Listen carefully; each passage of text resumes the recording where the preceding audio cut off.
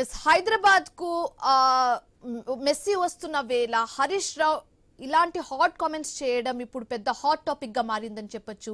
ఇదే అంశానికి సంబంధించి మరింత తాజా సమాచారం మా కరెస్పాండెంట్ ఏవై స్వామి ఫోన్ ఇన్ ద్వారా అందిస్తారు. స్వామి, నిన్న బాగ్లింగంపల్లిలో మైనార్టీ గురుకుల పాఠశాల విద్యార్థులు ఫుడ్ పాయిజన్ తోని ఇంకోటి ఆసుపత్రిలో చికిత్స పొందుతున్న వారిని పరామర్శించినటువంటి హరీష్ రావు ఆ తర్వాత మీడియాతో మాట్లాడిన సందర్భంగా పలు కీలక అంశాలను కూడా ప్రస్తావించారు. ఈ సందర్భంగా ప్రభుత్వ పాఠశాల పిల్లలకు సంబంధించినటువంటి ఫుడ్ విషయంలో ప్రభుత్వం సీరియస్ గా లేదు, అనేక చోట్ల ఫుడ్ పాయిజన్ కేసులు నమోదవుతున్నాయి. నిన్న మాదాపూర్ లో 144 మంది చంద్రనాయక్ తండా విద్యార్థులు ఒకవైపు ఫుడ్ పాయిజన్ తోని ఆసుపత్రులు పాలయ్యారు. నిన్న అదేవిధంగా ఇటు బాగ్లింగంపల్లి మైనార్టీ వెల్ఫేర్ కళాశాల స్కూల్ విద్యార్థులంతా కూడా ఫుడ్ పాయిజన్ లోనయ్యారు. వాళ్ళందరినీ కూడా పరామర్శించినటువంటి హరీష్ రావు విద్యార్థుల విషయంలో ప్రభుత్వం చిత్తశుద్ధి లేకుండా పనిచేస్తుంది. 5 కోట్లు ఖర్చు పెట్టి సీఎం రేవంత్ రెడ్డి ఫుట్బాల్ మ్యాచ్లు ప్రాక్టీస్ చేస్తున్నారు. మరోవైపు మెస్సీ మ్యాచ్ కోసం 100 కోట్లు ఖర్చు చేస్తున్నారు. ఈ 100 కోట్లు ఖర్చు చేసే బదులు ఒకవైపు విద్యార్థుల కోసం మంచి హాస్టల్ కట్టించలేరా అని చెప్పేసి కూడా ఆయన ఒకవైపు ఆగ్రహం వ్యక్తం చేశారు. ఫుట్బాల్ సోకుల కోసం సింగరైన డబ్బులు ఖర్చు చేయడం, హైదరాబాద్ అడిపోతున్న ఈ ఫుడ్ పాయిజన్ లాంటి ఘటనలు జరగడం ఏంది మొత్తం పరిస్థితికి అర్థం పడుతుందని చెప్పేసి కూడా ఆయన ఒకవైపు ఆరోపించారు. దాంతో మరోవైపు ఇలా మంత్రులకు వీలు చిక్కడం లేదా పరామర్శించడానికి అని చెప్పేసి కూడా ఆయన క్వశ్చన్ చేశారు. చాలా మంది ఈ ఫుడ్ పాయిజన్ కేసుల్ని కావాలని చెప్పేసి ఇగ్నోర్ చేస్తున్నారు. పిల్లల పాలిటి రేవంత్ రెడ్డి ఒకవైపు ప్రభుత్వం చాలా ఇబ్బంది పెడుతుంది. దీనికి తోడు మరోవైపు ఫుడ్ పాయిజన్ కేసులు సర్వసాధారణంగా మారిపోయాయి. పదే విద్యార్థులు ఎందుకు జరుగుతుందని చెప్పేసి ప్రభుత్వం కూడా ఎందుకు పట్టించుకోవట్లేదని చెప్పేసి కూడా క్వశ్చన్ చేశారు. ఇప్పటికే ఢిల్లీకి 61 సార్లు వెళ్ళొచ్చినటువంటి సీఎం రేవంత్ రెడ్డి ఒకవైపు విద్యార్థులను కావచ్చు, హాస్టల్ విద్యార్థులను పరామర్శించడం కోసం టైం దొరకట్లేదా అని చెప్పేసి కూడా ఆయన క్వశ్చన్ చేశారు. మొత్తానికైతే పిల్లల మీద ఒకవైపు సోయి లేకుండా పోలీసులకు ఫిర్యాదు చేస్తున్నారు. మరోవైపు పిల్లలు ఏకంగా చాలా ఇబ్బంది పడుతున్నామని చెప్పేసి ప్రభుత్వం మీద నమ్మకం లేకుండా పోలీస్ స్టేషన్కి వెళ్లి తమ ఫుడ్ పాయిజన్ విషయంలో సరిగ్గా అన్నం పెట్టలేరని చెప్పేసి పోలీస్ స్టేషన్కి ఎక్కడం కూడా ఆయన గుర్తు చేశారు. గత 2.5 ఏళ్లుగా రేవంత్ రెడ్డి వచ్చిన తర్వాత అనేక చోట్ల ఆ పిల్లలకు అన్నం సరిగా పెట్టకుండా ప్రభుత్వం పాలన గారి తప్పిందని చెప్పేసి కూడా ఆరోపణ చేశారు. ఇప్పటి వరకు అనేక పాఠశాలల్లో దాదాపు ఫుడ్ పాయిజన్ కేసులతోనే దాదాపు 116 మంది విద్యార్థులు చనిపోయినా కూడా ప్రభుత్వానికి కనకరం లేకుండా పోయిందని చెప్పేసి ఆరోపించిన హరీష్ రావు ఒకవైపు మెస్సీ మ్యాచ్ సందర్భంగా ప్రభుత్వం 100 కోట్లకు పైగా ఖర్చు చేయడం పట్ల కూడా ఆయన ఆక్షేపణ వ్యక్తం చేశారు. రైట్ స్వామి, అయితే ఇటు తెలంగాణ సీఎం రేవంత్ రెడ్డి మీద విమర్శలు చేయడంతో పాటు అటు ఎంపీ రాహుల్ గాంధీ మీద కూడా విమర్శలు చేయడం జరిగింది. అయితే దీన్ని ఎలా చూడొచ్చు అంటారు? అంటే ప్రతి చిన్న విషయానికి ఆయన ఎలాగో హైదరాబాద్ కి రారు, తెలంగాణకి రారు, కానీ ఇప్పుడు మెస్సీ తెలంగాణకు వస్తున్నారని తెలిసి ఆయన ఇక్కడికి రావడం అసలు ఏంటిది అని ప్రశ్నిస్తున్నారు హరీష్ రావు. సో దీన్ని ఎలా చూడొచ్చు అంటారు?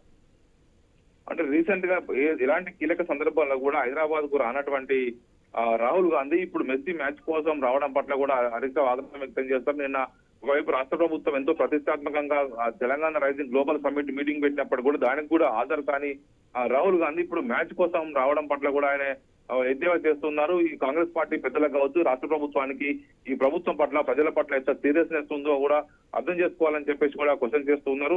ఒకవైపు జరుగుతున్నటువంటి ఈ పరిణామాలతోని ప్రభుత్వంలో ఎక్కడ కూడా ఒకవైపు ప్రజల పట్ల కావచ్చు, ప్రజల సమస్యల పట్ల చిత్తశుద్ధి లేదు. అనేక చోట్ల కేవలం ఆ ప్రచారం కోసం, ఆర్భాటాల కోసం పనిచేస్తున్నారు. ఇప్పటికే 60 సార్లకు పైగా ఢిల్లీకి వెళ్ళొచ్చినటువంటి సీఎం రేవంత్ రెడ్డి తెలంగాణ కోసం ఏం చేస్తున్నారని చెప్పి కూడా క్వశ్చన్ చేశారు.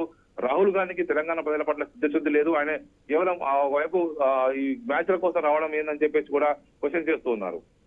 Right, okay, thanks for the update Swamy.